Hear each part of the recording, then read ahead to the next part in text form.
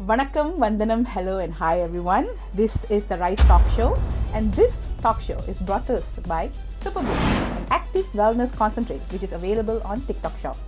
Well, we have a wonderful guest today. Thank you so much for coming, all right. I've got a little bit of intro I'd like to read actually, all right. We're going to be talking today, all right, about a chapter where many women fear. Many women misunderstand and yet every woman will eventually face, yeah. We've been taught that midlife is about hormones, hot flashes, mood swings and decline. But what if that's not the full story? What if midlife is not broken down but a breakthrough, yeah? What if restlessness and the questioning and the grief and the uncertainty and the changes are actually invitations to become who you are always meant to be? Our guest today believes that hidden inside midlife is something that she calls the golden window.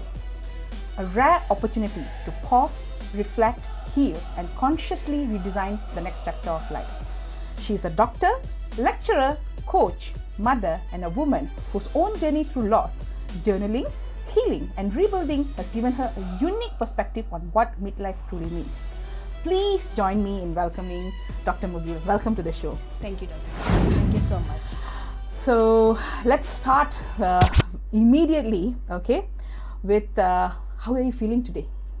I am quite excited because, believe it or not, just 3 weeks ago, while I was journaling, I thought I need to share this things that I've discovered for myself in the last 10 to 12 years. And I was thinking, well, shall I just start doing some reels, some shorts? And then I get your call. So I thought, okay, universe is listening. So I should make use of this opportunity to the maximum. So thank you for giving me this opportunity. Absolutely. It's a pleasure. And I want to ask you, what do you think is the biggest myth women have around midlife? See, I have to be very specific. This myth is not new. It has been passed on from generation to generation over thousands of years. So we have to go back to the time of Aristotle, Greek philosopher.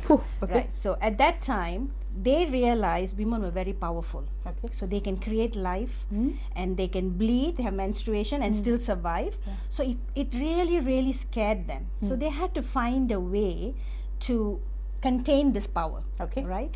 So they came up with the only way to hit a woman is to say she's not functional as a woman anymore. Correct? Yes. So what they did was, as long as you are in the reproductive age group, you're beautiful, you're attractive, the men enticed you, they worshipped you because you can give them a hair and everything.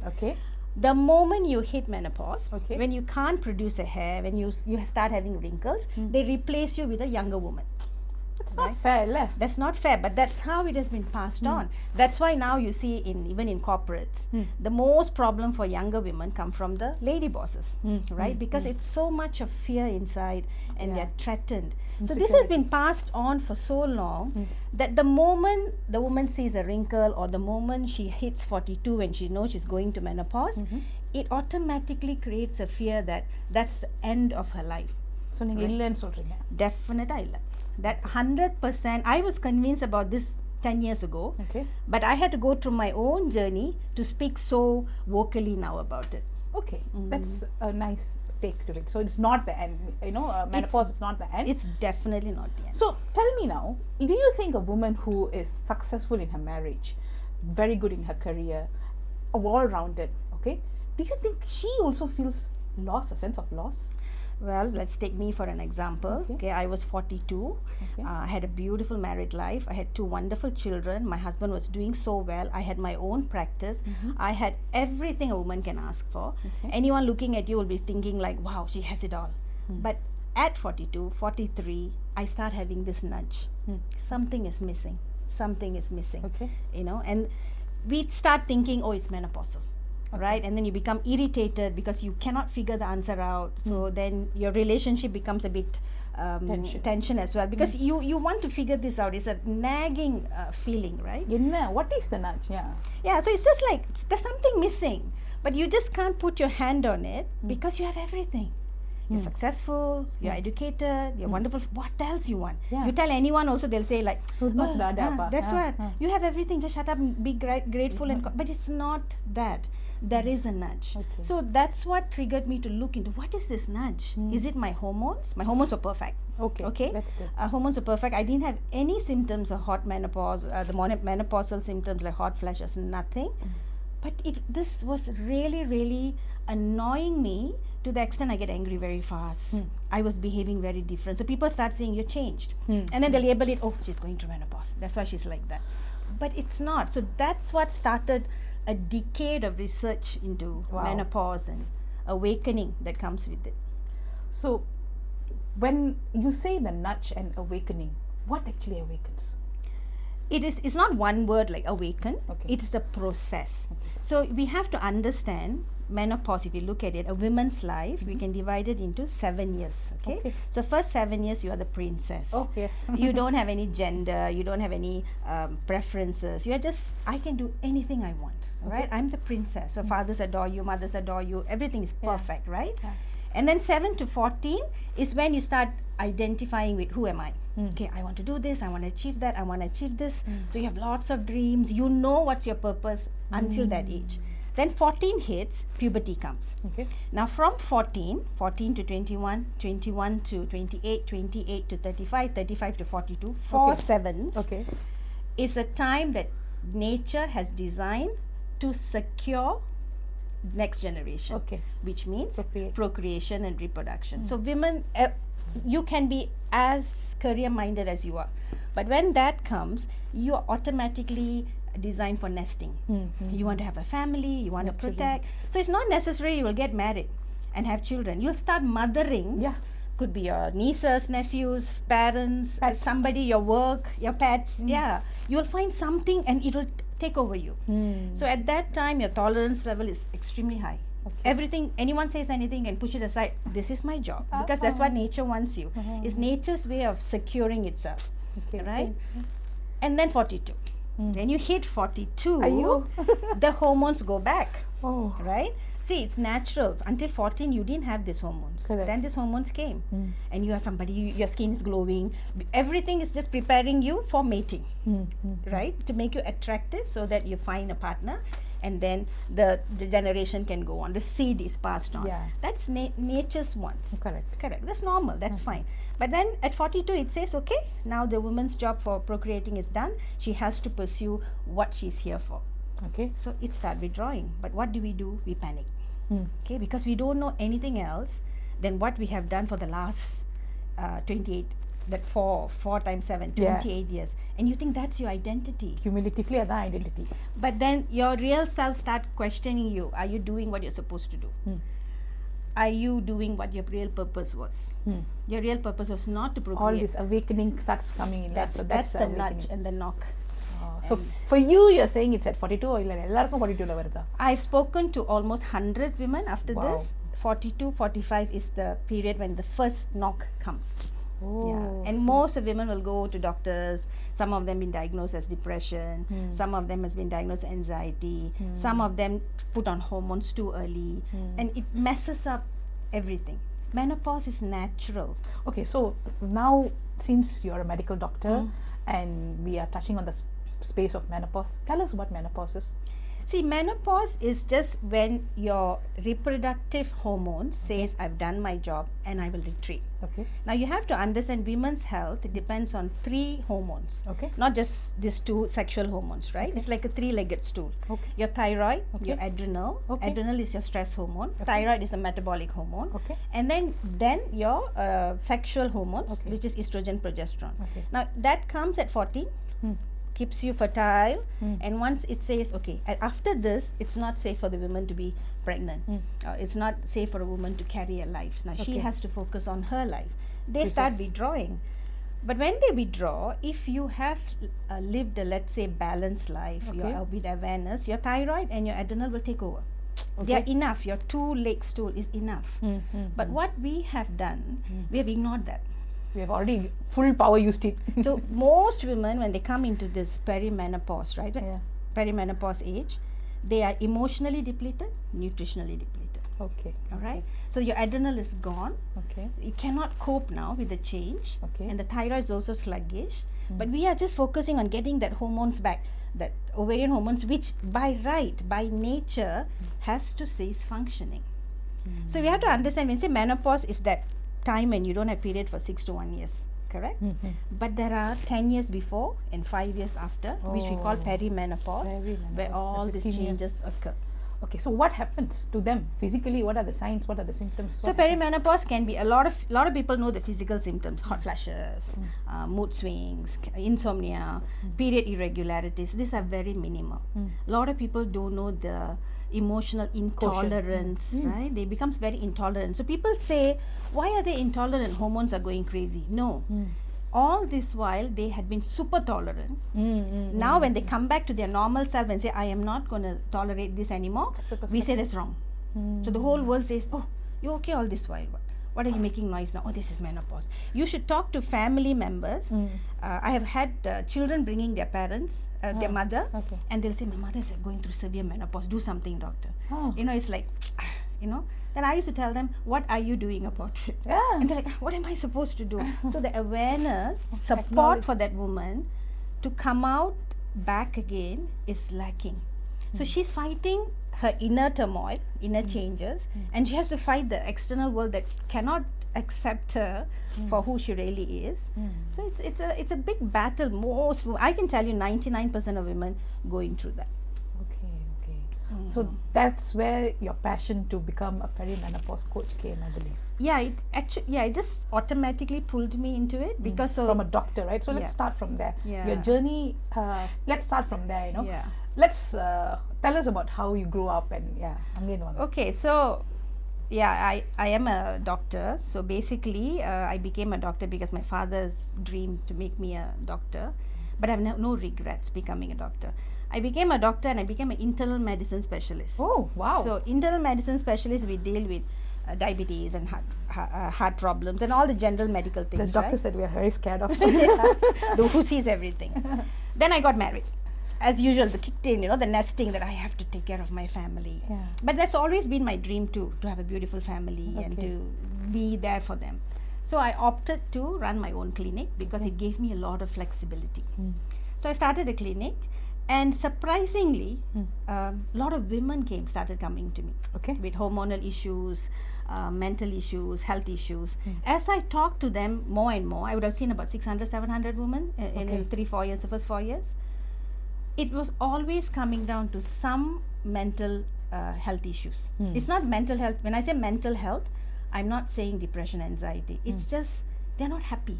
Emotionally, they're not there. They're not happy. They're just pulling through.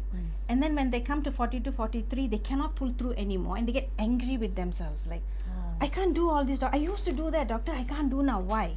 Because you're changing. No, I cannot change. Can you give me something to put me back in that mode? I need to be there. Yeah, so that's how I started working with women. And eventually I realized this is something I need to explore. But like I said, I myself was in 42, 43 at that time, right? So I needed more evidence. So it took me 10 years to actually go through more, realize more, read more, find out more.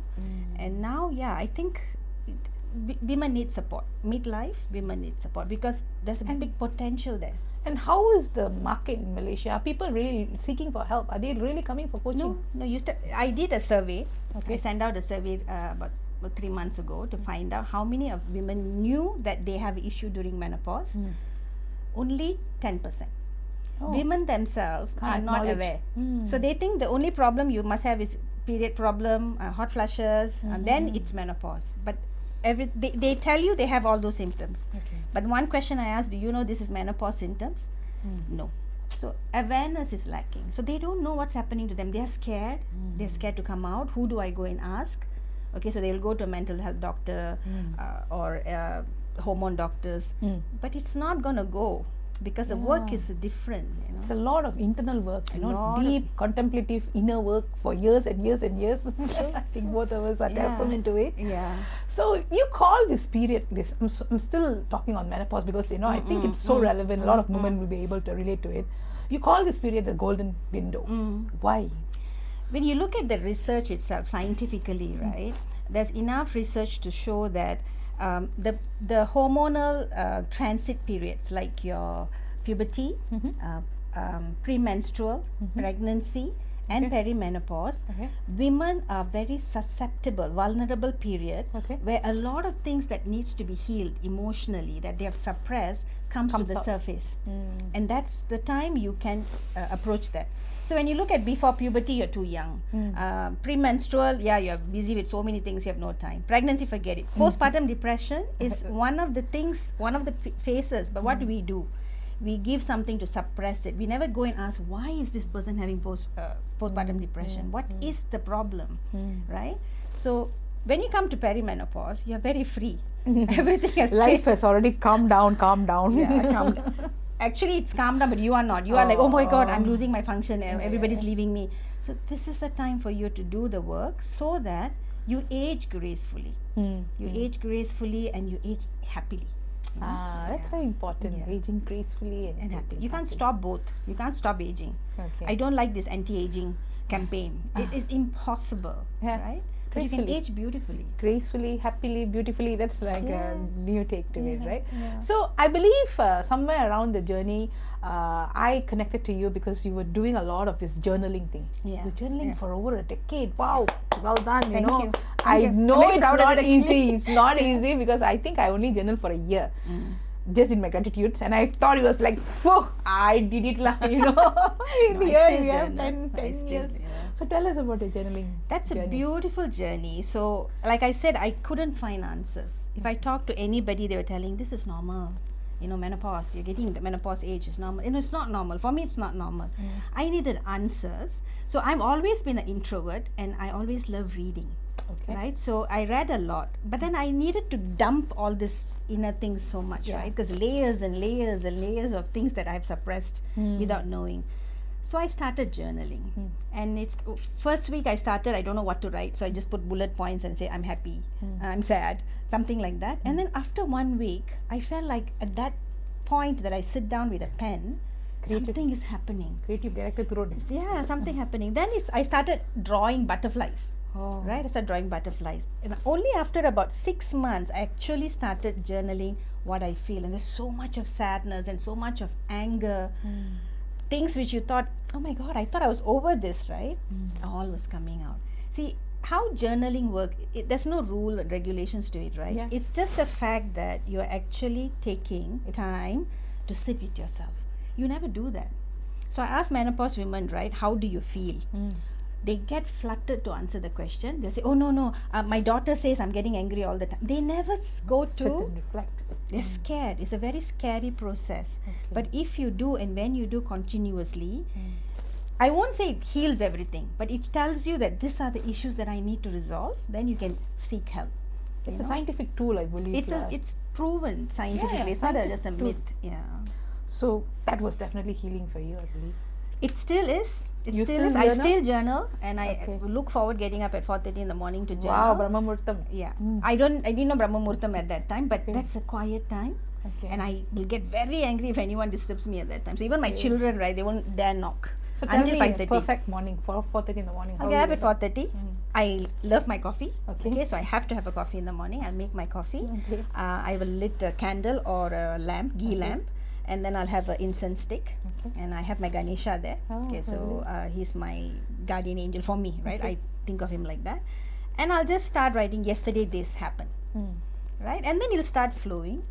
And nowadays, there'll be a positive feedback, not a critic. Those days when I initially started journaling, right? It'll be the critic, you should have done that. You shouldn't have said that. So now the word will be like, it's okay. Let's look at it from different perspective. Why did you do that?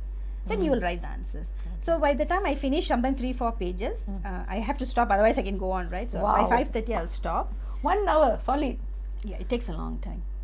Because you need to think, you need to write. Sometimes you'll cry. Sometimes you'll laugh. Sometimes you'll have this whole body shaking because there's so much of intense emotions coming out. Aesthetic feeling. Wow. So everybody must try. There's something magic about putting a pen onto the paper and looking at your handwriting. It's beautiful. It's neurochemical. It changes your brain itself, I think, wiring. Amazing. Okay, now I want to take you to a not so comfortable place. I know that recently you experienced great loss. So that happened during sometimes which you never expected, right? So do you want to talk about that? Yeah, I can. I think I need to talk about that. Okay. Because this is something that a lot of midlife women go through. Okay. It's not just menopause. A lot of things are changing around you, right? You're looking after sick parents. You're looking after your sick husband. Correct. You're looking after children who don't need you anymore. So everything is changing. Plus, your internal is changing. So I was, I won't say fortunate or unfortunate. I lost my husband. It was so sudden, right? And it completely crushed me, right? Crushed me because if you had asked me when I was a young kid, right? You asked me how did I become a doctor? I said because of my father, right? But as a child, my only dream was family. I just wanted a nice husband who works, who don't tell me to go to work. I want to stay at home. 2 beautiful kids, and I'll take care of the house. I'll do this. I'll do that. That was the only dream I had, and I was living it. And out of no reason, it just right. It just and it's midlife. When you're in midlife, when your dream just breaks, you don't have a backup dream, and you don't think you can ever dream again. Because what you do at 50, what dream can you have, right? So everything looks dark and gloomy. But what pulled me out, what can make me come out faster is the journaling. Really? Yeah. But I couldn't journal for about 6 months. Because when you lose someone when you lose someone you love, right? It's not the things that extraordinary things that upset you. It's the normal things that you do. Because I get up at 4:30, I'll be journaling. 5:30, my husband used to knock the door, right? That was painful. So I couldn't journal, and I went into very dark space. But I had my 2 kids, and I had to come out. So I went back to journaling. I forced myself. And most of initial journaling were just so angry with God and why should this happen? Eventually the answers start coming, right? What is your purpose? Okay, what are you? How you want to change this to strengthen yourself and strengthen others? Wow. Yeah. So now I can talk about it. Yeah. I still cry. There are a lot of mornings, and even on the way today, like you miss him because this is something I want to share with him, right? You cry. But you change it, you make it powerful for yourself. Yeah, it's so empowering. So empowering. Thank you for sharing that. Wow. So, little. Take a deep breath. Yeah. So then, from there, you went into tailors. So this is what I believe, right? The universe actually is very kind. Okay. Life is very kind. Okay. So 6 months before my husband passed away, it created some issue for me that I had to sell my clinic. Okay. I couldn't sit in the clinic. I was feeling restless. The nudge was getting stronger. You're supposed to do something else. You're supposed to do something else. Okay. So I gave up my clinic, and I didn't know what to do. The day I gave up my clinic, I got a interview from tailors. Tailors don't usually take people easily. Right? Okay. So I went and I got the job, right? Yeah. So I went into tailors, happy to Did you apply for it? Yes, you applied. of course. When I was thinking of giving up my clinic, I just applied everywhere. Plan B, plan C, plan D. But I always wanted to teach. Teaching has always been my passion. Okay. More than medicine, practicing medicine actually. So and I thought, okay, now that I'm 50, okay, this is the time to go into teaching. So I got into teaching. Just 3 months into teaching, my husband passed away. Okay, but looking back, the universe was planning this for me, right? If I had been running the clinic in this mess, it would have been a disaster. It put me in a place where I had a lot of colleagues to protect me, sustainable salary coming in every month. So I don't have to worry about all that small things. Correct. So I'm very grateful when I really look back. A lot of other things as well. I used to commute my son to school. Okay. Just 6 months prior to that, my husband said, why are you doing everything? Just let's get a driver to do that. So we got a driver. We never had a helper. And I said, okay, let's get a helper. So as if everything was in place, so the loss, as immense as it is, was not compounded by everything else. So you could still hold something and come up. Prepared. Sort of, universe prepared for you. You don't get prepared. You don't realize it, but universe never gives you a challenge that you cannot handle before preparing yourself for it. We don't see it. Any time you have any adversities, just stop for a while and look what are the like protection that the universe has already placed you in. He knows, okay, all this. Just be calm. So, like bouncy. It never leaves you dangling. It never leaves you dangling. Yeah. Beautiful.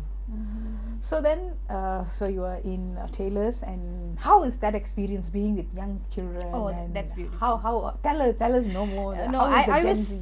I always loved teaching. Yes. And I've never believed in labeling anyone Gen Z, Gen Y, Okay. autism, ADHD. I don't believe. I just think they all have a beautiful energy and aura, and they're always teaching me. And now the students are teaching me. I feel much younger. Okay. And beautiful thing is, I just went in and I lost my husband. The students actually came. They comforted me. It was beautiful. It's just beautiful. The energy that children carry. Very pure. It's pure. It's pure. I always tell this first year medical students, I teach first year and second year. Okay. You all are so pure and so beautiful. By the time you finish the fifth year, you become somebody else. It hurts me, Keep this pure Innocence. innocence. Keep Yeah. this innocence. Yeah. So some of the lessons that perhaps you have learned from them, which has been like, wow, this is like some wise men have told me something, and very Children, Yeah. the students, Yeah. So there was once, I was very very conscious about whether the students like me or not. I always had this issue, like wherever I go, do they like me or not, or don't they like me? I'm very hyper vigilant because of some issues that happened in my childhood. So I've always been hyper vigilant, right? So these students actually, once one of the students came and told me, doctor, I can sense that you are very stressed. Trust us, we love you so much. And so he repeatedly, every class he'll come back and say, doctor, you did very good today. That is So amazing, calming, and giving you a validation. So it was, he's younger than me by so many years, and he was so sensitive to my feelings. Yeah. And then once I had an issue with one of the students, international student, we some problem, and they know I was a bit upset about it. So the other students went and got me a cake. Oh, lovely. Yeah, so they came and said, doctor, these things happen in life, doctor, he will realize later. We just want to know that you are special. Yeah. So they are so giving, right? Yeah. You think you are teaching them, but actually they are teaching you so much. The way I teach now has changed. I don't go and lecture anymore. I have a conversation with them. It's not like our time, you just go and tell them what to do. They would love a equal conversation, and they don't judge you. They don't judge you at all. They just, okay, and then they look at you like, oh my God, she's here to tell me something important about medicine. Right? So That's a nice feeling to have. It's a dance lah. It's a beautiful tango. Yeah.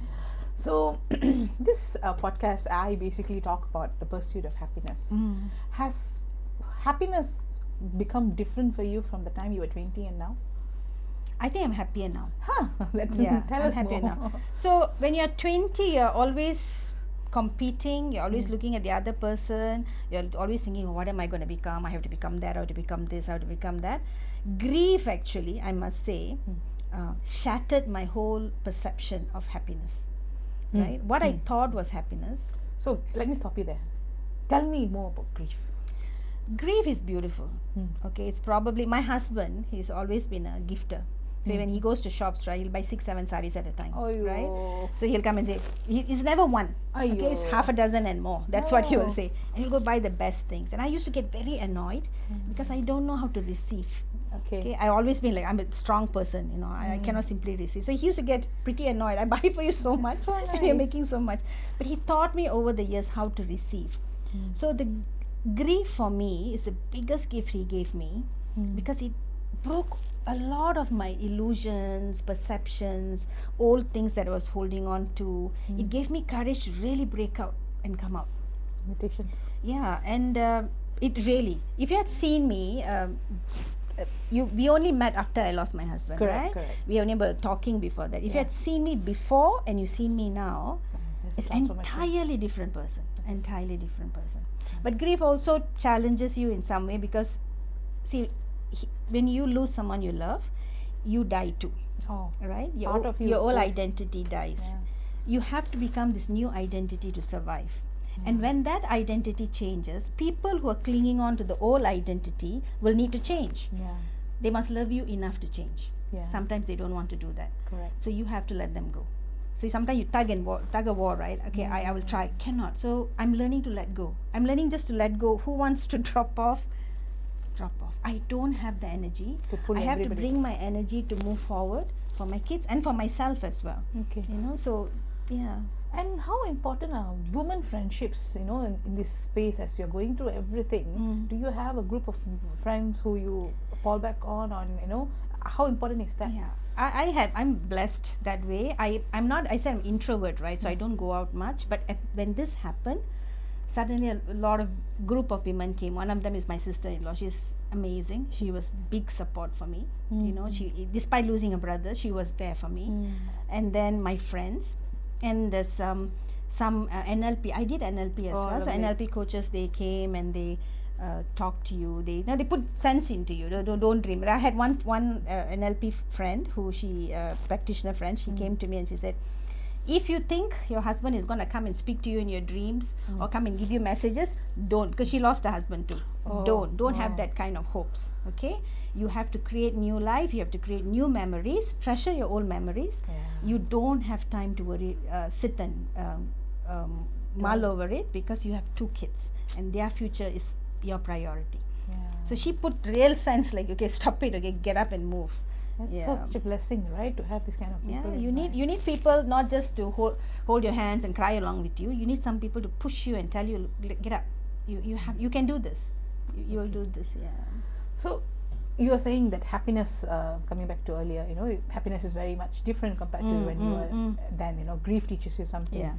Carry on from there. So for now, what I realize now, happiness for me is when I can boldly be myself. Right, so I have 3 principles that I worked out for myself in this last 3 years. First one is forgiving. Okay, not forgiving others, forgiving myself.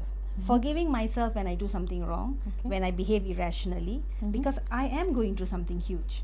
3 years, 5 years, 10 years, my whole life. People think grief, you lose someone, right? 1 year they will grieve and then they have to come back to normal. It doesn't happen.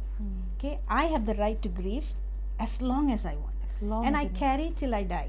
Because it's my soulmate, right? My husband. So I have to forgive. So sometimes I'll act irrational. Sometimes I might act completely out of, sync. That's okay. I forgive myself. Second is focus. I have to focus on myself. Because I cannot do anything for anyone else if I am not happy doing what I'm doing. So my children are my mirror, right? So I have to be present, radiating that positivity. I can't teach them positivity. Right, I can't say be positive, be positive, be positive. I have to radiate that positivity. So the focus is on me, right? And the next F, I forgot the second, faith. Yes, faith in myself. Faith in myself and faith in the universe that it only does the right thing, right? And everything will be fine. Everything is working out for your higher good. So I keep telling myself, it's not easy. I do fall off the wagon sometimes. It pulls me down. But nowadays, I know when I'm down, I'll come up higher. So the 3 F's are forgiveness, focus, and faith. But all you, nothing outside of you. It comes from within. That's lovely. That's lovely. So we're coming towards the end of the show already. If there was some woman who's listening to you today, and you want to give them a message, look at them and tell them exactly what they need to hear. I think this is the whole purpose of today's podcast. I really think you guys need to hear this. If you are somewhere in midlife, and midlife by I mean 40 above is already midlife now. If you have a nudge and you feel like something is amiss in your life, take it seriously. Don't ignore it. Work on it. Do some self-reflection. There's a lot of self-reflections you can do. You can start journaling, or you can just meditate, or you can take a long walk and just contemplate on what's happening in your life. You are not mad, you're not insane, you're not crazy, and your hormones are not victimizing you. It's trying to tell you something. Embrace that golden period. Think of it this way. This is when your life starts, okay? And do something about it. All the best. Oh, that's beautiful. So if I was to ask you, midlife isn't the end of something. Midlife is the beginning of? Midlife is never the end of anything. Midlife is the beginning. It's the continuation of who you were meant to be, which you forgot in between. All right. So it's time to remember, and it's time to live. We need more women in midlife to come and empower the earth. I truly believe that. And girls, we run the world. Okay, that's very, very beautiful. So before we end today, is there any questions that you'd like to ask me? What would I like to ask you? So in your experience, whether you are experiencing or you have seen women in midlife, did whatever I tell you today resonated? Yeah, I think it really resonated. I know the part grief was very, very personal to me. I lost my mom as well, and I went through various modalities for healing, and journaling was one of such tool that I use, to empower myself. Talked about, basically forgiveness. I spoke about forgiveness. So there's so many things that you actually spoke about, and I'm actually looking forward for menopause. I think I know I have a friend that I can reach out to. If I'm lost or something. Someone to get me back into that space. So I'm really, really grateful. Thank you. Thank you so much for your time. Thank you so much for this opportunity. And that was the Rise show, and we are so happy and grateful to have you. Until we meet the next time, let's all keep rising together. Thank you. It's my pleasure. Bye.